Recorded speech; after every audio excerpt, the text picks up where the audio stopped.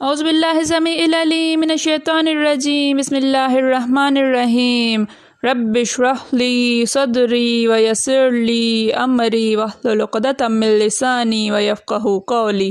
رب یسر ولا تؤثر وتمم بالخیر وبک نستعین رب زدنی علما۔ السلام علیکم ورحمۃ اللہ وبرکاتہ۔ الحمدللہ ہم سورہ آل عمران کا ترجمہ و تفسیر کر رہے ہیں۔ 139 آیات کا ترجمہ و تفسیر الحمدللہ ہم کر چکے ہیں۔ آج کا سبق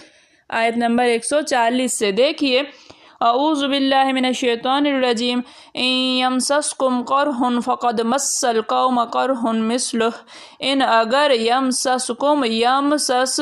مس ہوا پہنچا کم تمہیں پہنچا قرح زخم شکست فقد پس قد تحقیق البتہ مس پہنچا ہے پہنچ چکا ہے القوم قوم کو قرح زخم مثل جیسا ہو اسی کی مثل اسی کے جیسا وَتِلْكَ اور تلک یہ الایام دن ہیں ایام ہیں نداول ہم باری باری بدلتے ہیں ہم پھیرتے ہیں ہاں ان کو بین الناس بین درمیان ناس لوگوں کے درمیان وَلِيَعْلَمَ اور لے تاکہ یعلم وہ معلوم کر لے اللہ معلوم کر لے الذین وہ لوگ جو آمنوا ایمان لائے ہیں ایمان والوں کو اللہ معلوم کر لے ویتخذ اور یتخذ بنائے منکم تم میں سے شہداء شہیدوں کو شہید واللہ اور اللہ لا نہیں یحب دوست رکھتا ظالموں کو یمسسکم قرح فقد مس القوم قرح مثلہ اگر تمہیں زخم پہنچا ہے تو البتہ اس قوم کو بھی اسی کی مثل اسی جیسے زخم پہنچ چکے ہیں وَتِلْكَ الْأَيَّامُ نُدَاوِلُهَا اور یہ دن ہیں یہ ایام ہیں ہم باری باری بدلتے ہیں ان کو بین الناس لوگوں کے درمیان وَلِيَعْلَمَ اللَّهُ الَّذِينَ آمَنُوا اور تاکہ اللہ تعالیٰ ایمان والوں کو جانچ لے معلوم کر لے وَيَتَّخِذَ مِنْكُمْ شُهَدَاءَ اور بنائے تم میں سے شہیدوں کو واللہ لا يحب الظالمین اور اللہ دوست نہیں رکھتا ظالموں کو۔ اگر تمہیں زخم شکست لگا ہے تو ان لوگوں کو بھی ایسا زخم لگ چکا ہے اور یہ دن ہے کہ ہم ان کو لوگوں میں بدلتے رہتے ہیں اور اس سے یہ بھی مقصود تھا کہ اللہ ایمان والوں کو متمیز کر دے اور تم میں سے گواہ بنائے اور اللہ بے انصافوں کو پسند نہیں کرتا وَلِيُمَحِّصَ اللہ اور لے تاکہ یمحص پاک و صاف کرے خاص کرے خالص کر دے اللہ الذین وہ لوگ جو آمنوا ایمان لائے ہیں ویمحق اور مٹا دے الکافرین کافروں کو وَلِيُمَحِّصَ اللَّهُ الَّذِينَ آمَنُوا تاکہ اللہ تعالیٰ صاف کر دے ایمان والوں کو صاف و پاک کر دے وَيَمْحَقَ الْكَافِرِينَ اور کافروں کو مٹا دے اور یہ بھی مقصود تھا کہ اللہ ایمان والوں کو خالص مومن بنا دے اور کافروں کو نابود کر دے ام حسبتم ان تدخلوا الجنہ کیا حسب سمجھتے ہو تم سمجھتے ہو ان تدخلوا تم داخل ہوگے الجنت جنت میں ولما اور لما ابھی نہیں یعلم اللہ البتہ ابھی نہیں یعلم اللہ نے معلوم کر لیا ہے الذین جاہدوا وہ لوگ جو جاہدوا جہاد کرنے والے ہیں من سے تم میں سے ویعلم اور معلوم کیا الصابرین صبر کرنے والوں کو ام حسبتم ان تدخلوا الجنہ کیا تم یہ سمجھ بیٹھے ہو کہ تم جنت میں داخل ہو جاؤ گے ولما یعلم اللہ الذین جاہدوا اور اللہ نے معلوم کر لیا ہے ان لوگوں کو جو جہاد کرنے والے ہیں منکم تم میں سے ویعلم الصابرین اور اللہ نے صبر کرنے والوں کو معلوم کر لیا یا اللہ صبر کرنے والوں کو معلوم کرے۔ کیا تم یہ سمجھتے ہو کہ بے آزمائش بہشت میں جا داخل ہوگے حالانکہ ابھی اللہ نے تم میں سے جہاد کرنے والوں کو تو اچھی طرح معلوم کیا ہی نہیں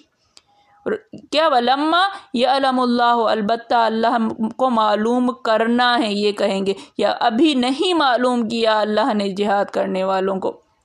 یہ بھی مقصود ہے کہ وہ ثابت قدم رہنے والوں کو معلوم کرے۔ وَلَقَدْ كُنْتُمْ اور لقد البتہ تحقیق کنتم تم تم تمنون تمنا کرتے تھے الموت موت کی من قبل من سے قبل پہلے اس سے پہلے ان تلقاہ ان کے تلقاہ تم اس سے ملو فقد پس تحقیق رأیتموہ رأیتو دیکھ لیا تم نے ہو اس کو تو اب تم نے اسے دیکھ لیا وانتم اور انتم تم تنظرون دیکھتے ہو وَلَقَدْ كُنْتُمْ تَمَنُّونَ الْمَوْتَ البتہ تم تمنا کرتے تھے موت کی یعنی شہادت کی من قبل اس سے پہلے ان تلقاہ کہ تم اس سے ملو کہ تمہیں تو شہادت مل جائے فقد رأیتموہ سو تم نے اب اس کو دیکھ لیا ہے وَأَنْتُمْ تَنْظُرُونَ اور تم دیکھتے ہو اور تم موت شہادت کے آنے سے پہلے اس کی تمنا کیا کرتے تھے سو تم نے اس کو آنکھوں سے دیکھ لیا وَأَنْتُمْ تَنْظُرُونَ تم دیکھ رہے ہو۔ ذکر چل رہا تھا غزوہ احد کا۔ ہم پڑھ چکے ہیں کہ غزوہ احد میں مسلمانوں کی ظاہراً شکست ہوئی تھی تو اس سے مسلمانوں کو بہت زیادہ جو ہے وہ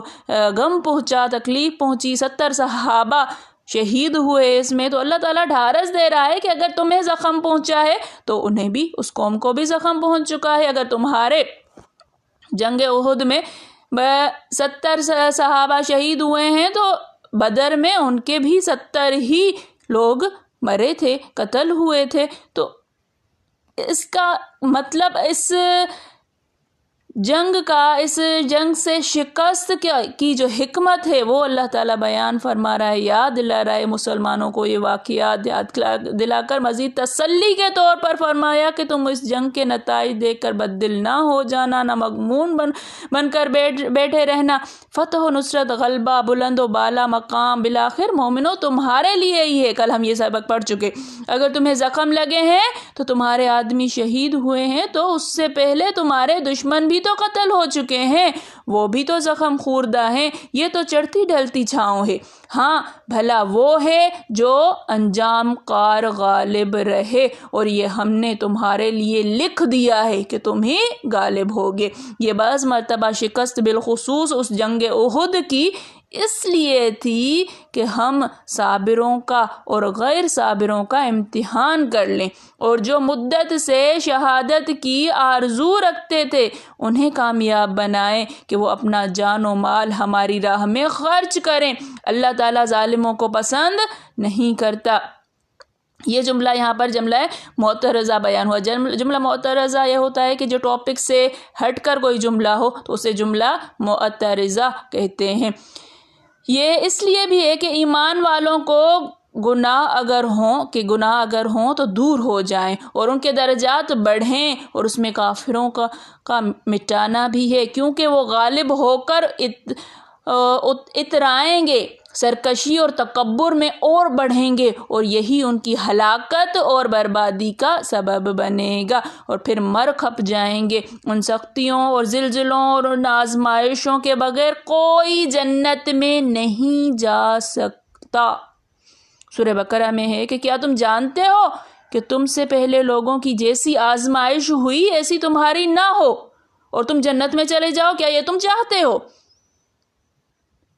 یہ نہیں ہوگا۔ اور جگہ فرمایا حسب الناس ان یترکوا ان یقولوا آمنا وهم لا یفتنون،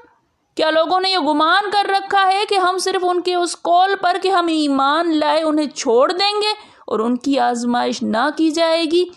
یہ جملے، یہ آیتیں یاد رکھیے گا۔ جتنا انسان ایمان میں کامل ہوتا چلا جائے گا، جتنا انسان اللہ کے قریب ہوتا چلا جائے گا، اس کی آزمائشیں اتنی بڑھتی ہوئی چلی جائیں گی۔ کبھی بھی مت یہ سمجھیے گا کہ جس کی آزمائشیں بڑھتی ہوئی جاتی ہیں، جس کو آزمایا جا رہا ہے وہ گناہ گار ہے، ہرگز نہیں۔ اللہ تعالیٰ اس کے لیے آگے درجات بلند فرما رہا ہے، اس وجہ سے اس کو آزمائے جا رہا ہے، کیونکہ اس کو جنت میں داخل کرنا ہے۔ جس کے لیے جنت نہیں ہے اسے دنیا میں خوشیاں ہی خوشیاں ہیں، سکون ہی سکون ہے، آرام ہی آرام ہے۔ یہاں بھی یہی فرمان ہے کہ جب تک صبر کرنے والے معلوم نہ ہو جائیں، یعنی دنیا میں ہی ظہور میں نہ آ جائیں، تب تک جنت نہیں مل سکتی۔ پھر فرمایا کہ تم اس سے پہلے تو ایسے موقع کی آرزو میں تھے کہ تم اپنا صبر، اپنی بہادری اور مضبوطی اور استقامت اللہ تعالیٰ کو دکھاؤ، اللہ کی راہ میں شہادت پاؤ۔ لو اب ہم نے تمہیں یہ موقع دیا، تم بھی اپنی ثابت قدمی اور اولو العزمی دکھاؤ۔ حدیث شریف میں ہے دشمن کی ملاقات کی آرزو نہ کرو، اللہ تعالیٰ سے عافیت طلب کرو، اور جب میدان پڑ جائے پھر لوہے کی لاٹ کی طرح تم جم جاؤ اور صبر کے ساتھ ثابت قدم رہو، اور جان لو